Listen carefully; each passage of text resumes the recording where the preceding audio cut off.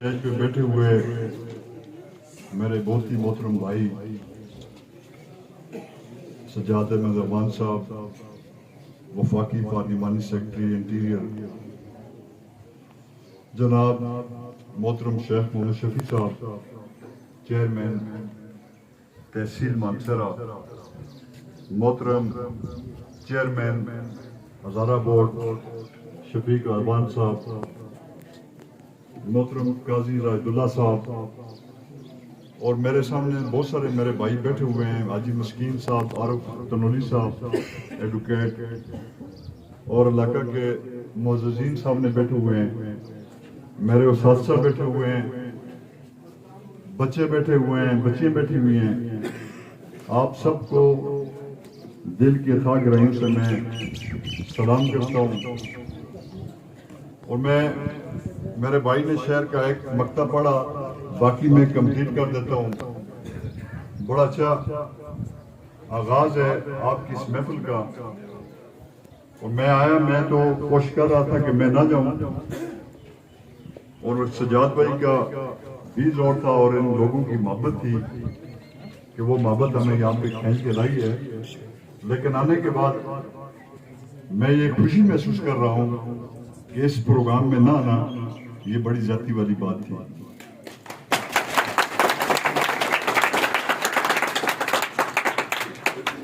दियार इश्क में अपना मकाम पैदा कर, दियार इश्क में अपना मकाम पैदा कर, नया जमाना है नए सुबह शाम पैदा कर। खुदा अगर तेरे फितरत शनास दे तुझको, खुदा अगर तेरे फितरत शनास दे तुझको, सकूत लाला में मैं ओ कलाम पैदा कर। मेरा तरीक अमीरी नहीं फकीरी है, मेरा तरीक अमीरी नहीं फकीरी है, खुद ही ना बेच गरीबी में नाम पैदा कर। आज चूंकि मैं स्कूल में आया हूँ, बच्चे भी हैं बच्चियाँ भी हैं, और यहाँ पे जो मैंने टैलेंट देखा और मैंने उस्ताद की जो मेहनत देखी, और ख़ास करके मैं आबद साहब का नाम न लूँ तो बड़ी ज़्यादती होगी। और मैंने इस पूरे प्रोग्राम के अंदर जो सबसे अहम बात है कि जितनी भी सिलेक्शन थी अल्फाज की, शायरी की, कव्वाली की, जो टेबलो पेश किए गए बच्चियों ने बच्चों ने, उनके अंदर अल्फाज की सिलेक्शन की मैं आपको दाद देता हूँ कि आपने एक मेयार जो है अल्फाज का जो आज मुकर्रर किया है, उसके लिए मैं खराज पेश करता हूँ। और इससे भी एक बढ़ के बात कि मैंने आपकी जितनी भी सिलेक्शन देखी है, उस सिलेक्शन का मरकज और महवर मैंने तौहीद को देखा है। आपके अल्फाज के जनाब में मुझे कहीं भी ऐसी कोई बात नजर नहीं आई कि जहाँ पे कोई शिरकिया कलाम उसका तासर मिलता हो। अल्फाज का चुनाव अपनी वादानियत के एतबार से, तौहीद के एतबार से अपनी मिसाल बेमिसाल था।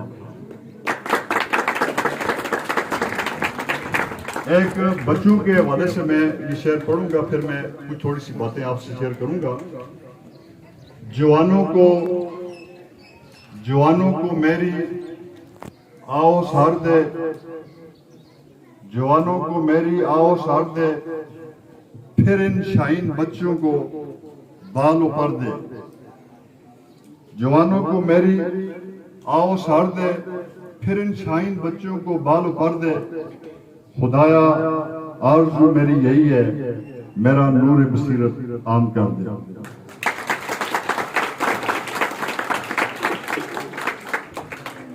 बातें बहुत सारी हैं, पहले मैं आपके मसाइल के हवाले से बात करूंगा, और फिर चूंकि करोड़ी में एक दफा पहले कैप्टन साहब के साथ आ चुका हूं, आज मेरा करोड़ी आने का ये दूसरा मौका है। एक जो मसाइल के वाले से एक बात आपकी मरकज के साथ ताल्लुक रखती है, एक सूबे के साथ ताल्लुक रखती है। यहाँ पे एक चीज मैं आपको क्लियर कर दूं कि हमारा जो सेटअप है वो इंटरिम गवर्नमेंट है, और इंटरिम गवर्नमेंट के जितने قواعد و ضوابط ہوتے ہیں یا جتنی اس کی حدود و قیود ہوتی ہے اس کے اندر رہتے ہوئے میں اتنی ہی بات کروں گا جس میں میں کل آپ کے سامنے شرمندہ نہ ہو سکوں. اگر یہ اسمبلی ہوتی تو میں یقیناً آپ سے بہت ساری باتیں انشاءاللہ ایڈوانس میں کر کے جاتا جو اللہ کے فضل سے سب کی سب پوری ہوتی. لیکن میری پھر بھی کوشش ہوگی کہ جو آپ نے مطالبات میرے سامنے رکھے ہیں بہت ہی جائز مطالبات اس حوالے سے کہ آپ کی محنت، آپ کی لگن، آپ کا خلوص وہ آج ہم نے دیکھ لیا، بچوں کے اس ٹیلنٹ کو بھی دیکھ لیا، آپ کے معیار کو بھی دیکھ لیا، اور آج آپ یہ حق رکھتے ہیں کہ آپ کے جتنے بھی مطالبات ہیں وہ بغیر گنے جو ہیں وہ اللہ کے فضل سے پورے ہونے چاہیے.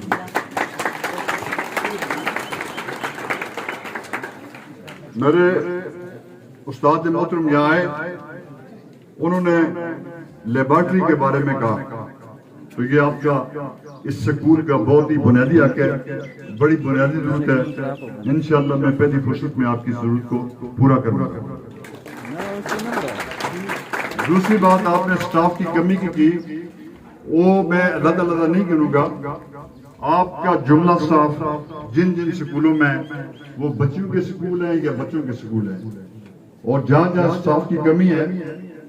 میری کوشش ہوگی انشاءاللہ کہ اپنے اس ٹینیور کے اندر آپ کی اس کمی کو انشاءاللہ یقیناً پورا کیا جائے گا. ایک چیز آپ کے نوٹس میں ضرور لاؤں گا کہ چونکہ میں اس کے متعلق پہلے بھی بات کر چکا ہوں، میں جو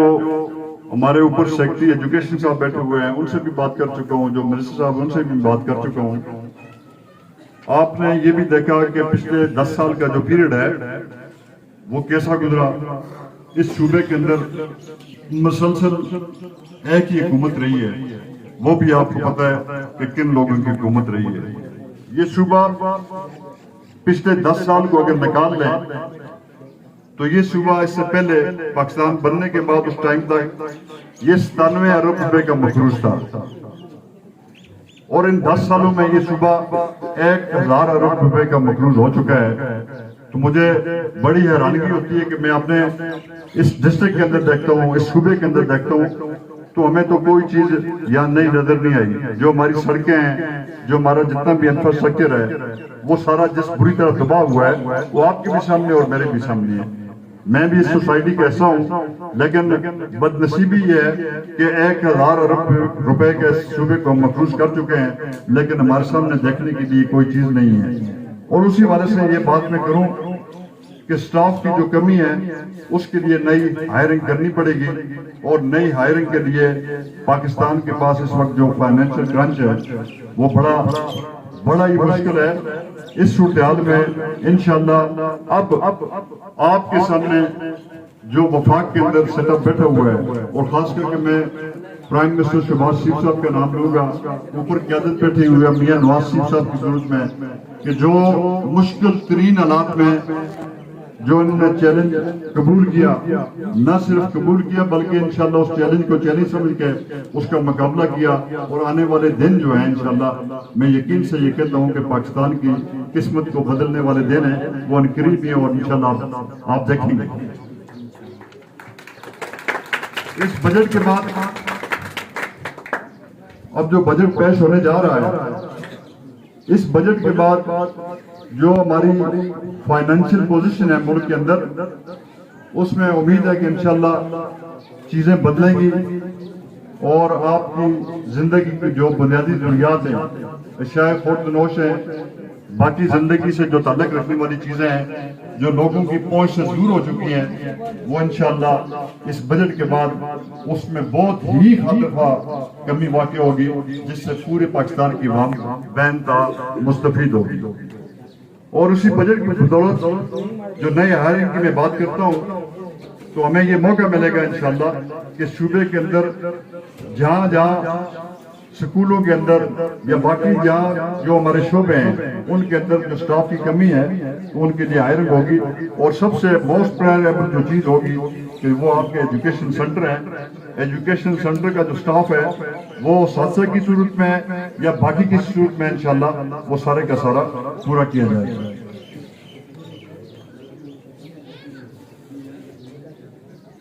ٹھاکرا سکول کے حال کے بارے میں کہا گیا. یہ میرا وعدہ ہے کہ ٹھاکرا سکول کا حال انشاءاللہ میری کوشش ہوگی کہ میری موجودگی میں آپ کا حال بن جائے. اور جو سکول آپ کے بند پڑے ہیں, جتنے بھی سکول آپ کے بند پڑے ہیں, انشاءاللہ وہ سارے سکول نہ صرف کھلیں گے بلکہ اللہ کے فضل سے وہاں بچے جو ہیں تعلیم سے آراستہ ہوں گے.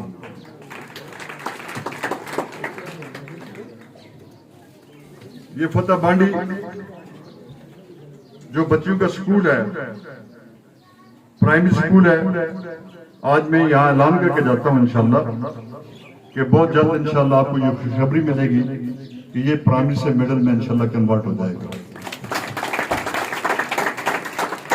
اور جو آپ کا پرائمری سکول ہے لس کا بچوں کا, وہ انشاءاللہ پرائمری سے بہت جلد اسی کے ساتھ انشاءاللہ وہ مڈل سکول بن جائے گا. باقی جو اب تھوڑی سی باتیں میں سیاسی والے سے کروں گا, دو چار باتیں میں آپ سے کر سکتا ہوں. اب آپ سارے یہاں پہ, ہمیں میری خوش نصیبی ہے کہ آج کے اس پروگرام میں مجھے یہ موقع ملا کہ میں آپ سے مخاطب ہو سکوں. تو میں یہ سمجھتا ہوں کہ آپ تناول کے جو لوگ ہیں, NA14 کے جو لوگ ہیں, آپ بڑے خوش نصیب لوگ ہیں. آپ اس لیے بڑے خوش نصیب لوگ ہیں کہ میں تناول کی جو محرومیاں تھی اس سے میں بخوبی آگاہ ہوں کہ پاکستان بننے کے بعد تناول کی تاریخ میں نے تناول کی محرومیوں کے مقابلے میں پاکستان میں کہیں اور محرومی میں نے نہیں دیکھی. تو میں آپ کو اس لیے خوش نصیب کہتا ہوں کہ آپ بڑے خوش نصیب لوگ ہیں کہ آپ کو کیپٹن صفدر جیسا نمائندہ ملا. آپ کی 70 سال کی ان محرومیوں کو اس نے اللہ کے فضل سے 5 سال میں مکمل کیا. اور یہ کوئی معمولی بات نہیں ہے. میں جب بھی پی ایم ہاؤس گیا اور جب بھی میری کیپٹن صاحب سے ملاقات ہوئی, یا وہ رات کا وقت ہے, دن کا وقت ہے, سونے کا ہے, جاگنے کا ہے, اور کیپٹن صفدر کو میں جس طرح دیکھتا تھا, اس کے فکر کو میں دیکھتا تھا, اس کی بے چینی کو میں دیکھتا تھا, وہ ایک کمپیوٹر کی طرح ایک مشین کا پرزہ بنے ہوئے آپ لوگوں کی قسمت کو بدلنے کے لیے شب و روز اس نے نہ دن دیکھا نہ رات دیکھی. اس نے جو محنت کی ہے اس کا اجر نہ میں ان کو دے سکتا ہوں نہ آپ دے سکتے ہیں, وہ دینے والا یہاں بھی دے گا اور وہاں بھی دے گا. اور میں یہ آپ کی ترقی کا سفر, آج جن مسائل کے بارے میں آپ کہہ رہے ہیں کہ ہماری فلاں روڈ رک چکی ہے, ہماری بجلی کا فلاں منصوبہ وہ ابھی تک کمپلیٹ نہیں ہوا, میں آپ کو یقین سے یہ بات کہتا ہوں کہ اگر ترقی کے سفر میں یہ خلل پیدا نہ ہوتا, اور یہ 4 سال قوم کے بڑے لازوال سال تھے,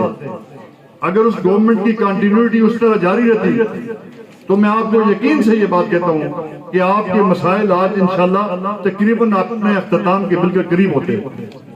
اور آج اس بات کا میں برملا یہاں پہ اعلان کر رہا ہوں کہ ترقی کا جو سفر رکا تھا انشاءاللہ وہ سفر اب دوبارہ بحال ہونے کو جا رہا ہے. اور آپ کے نمائندے یہاں سجاد ابان صاحب بیٹھے ہوئے ہیں, میرے بڑے بھائی ہیں, محترم بھائی ہیں میرے, کہ ان کا جو 4 سال کا ٹائم تھا یہ اللہ کو پتہ ہے, ہمیں پتہ ہے اور انہیں پتہ ہے کہ یہ کتنا تکلیف دہ ٹائم تھا. پاکستان کی تاریخ میں آپ نے بہت ساری یہاں پہ گھومتے آئیں, بہت سارے لوگ آئے, کوئی آمرانہ حکومتیں بھی آئیں, کوئی جمہوری حکومتیں بھی آئیں,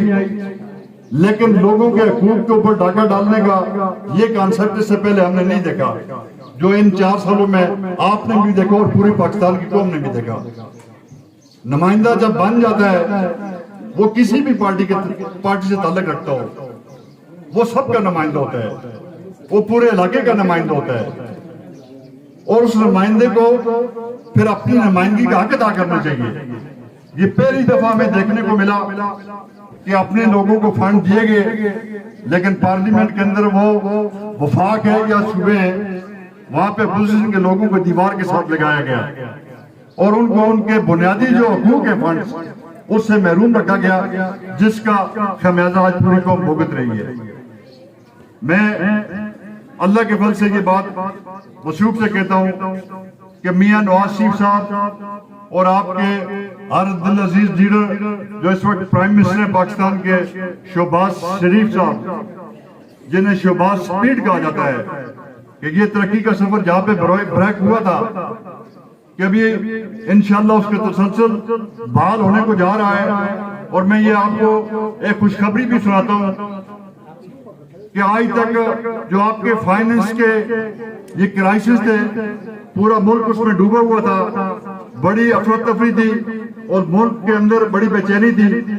اور اس بے چینی کی فضا میں آپ کے ملک کے اس فائنینشیل کرائسس کو بجائے سپورٹ کرنے کے جن لوگوں نے اس میں مزید اضافہ کرنے کی کوشش کی، آج وہ کس سزا سے گزر رہے ہیں۔ یہ سزا ہماری طرف سے نہیں ہے، یہ اوپر جو کائنات کا مالک بیٹھا ہوا ہے یہ اس کی طرف سے وہ سزا ان کو مل رہی ہے۔ کوئی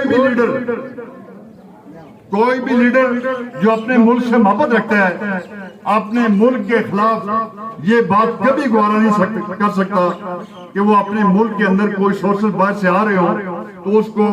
بریک لگانے کے لیے، اس کو روکنے کے لیے وہ اس کا حصہ بن جائے۔ آپ نے یہ بھی دیکھا کہ ان لوگوں نے پاکستان کے ساتھ نہیں، پاکستان میں بسنے والے 22 کروڑ لوگوں کے ساتھ یہ بہت بڑی زیادتی کی۔ انہوں نے فون کیے، انہوں نے مختلف ہتھکنڈے استعمال کیے، حربے استعمال کیے کہ پاکستان کو IMF سے جو گرانٹ مل رہی ہے وہ نہ ملے اور پاکستان مزید کرائسس میں جائے۔ آج قوم جو عذاب بھگت رہی ہے، یہ عذاب انہی کا پیدا کیا ہوا ہے۔ 4 سال کے اندر انہوں نے پاکستان کی عوام کو جو سبز باغ آنے سے پہلے دکھائے تھے، کوئی ایک ایسی بات مجھے بتائی جائے کہ 4 سالوں کے اندر کوئی ایک وعدے کی انہوں نے تکمیل کی ہو۔ اور جو پاکستان ان کے حصے میں آیا تھا، جو لگا لگایا پاکستان، جو ہنستا بستا پاکستان، اور جو یہ اندھیروں میں ڈوبا ہوا پاکستان تھا، جس کی روشنیوں کو بحال کرنے میں میاں نواز شریف کا بہت بڑا کردار تھا، ان کی کابینہ کا، ان کی پوری ٹیم کا بہت بڑا کردار تھا۔ جو پاکستان دہشت گردی میں ڈوبا ہوا تھا، جو پاکستان اغوا برائے تاوان میں ڈوبا ہوا تھا، جو پاکستان بدامنی کا بری طرح سامنا کر رہا تھا، اور جس پاکستان کے اندر ڈرون اٹیک ہوتے تھے، سوسائڈ بمبر تھے، اس پاکستان کو نہ صرف امن کا گوہرا بنایا بلکہ دنیا کی ان صفوں میں لا کے کھڑا کر دیا کہ جو اس وقت دنیا ترقی کے راستے پہ گامزن ہے۔ اور جب اس طرح کا پاکستان ان بدبختوں کے حصے میں آیا تو ان بدبختوں نے اس پاکستان کو اس کا اشر نچر کر دیا۔